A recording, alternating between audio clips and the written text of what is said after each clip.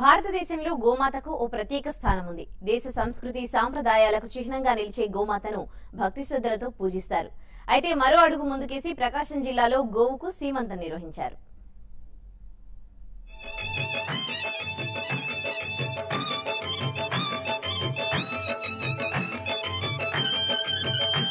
ఇది ఒంగోలు నగరంలోని port centre. ఇక్కడి స్థానికులు ప్రతి ఏడాది ఓ గోవుకు సీమంతం నిర్వహిస్తారు. అందులో భాగంగా ఈ ఏడాది కూడా గోవుకు పసుపు కుంకుమలతో సీమంతం నిర్వహించి తమ ఆనవాయితీని కొనసాగించారు. ముందుగా శ్రీకృష్ణుడి పూజలు నిర్వహించిన ముత్తైదువులు ఆ తర్వాత గాజులు, చీర, శారీతో గోమాతను అలంకరించారు. అనంతరం హారతి ఇచ్చి పాటలు పాడుతూ వేడుకల సీమంతం నిర్వహించారు.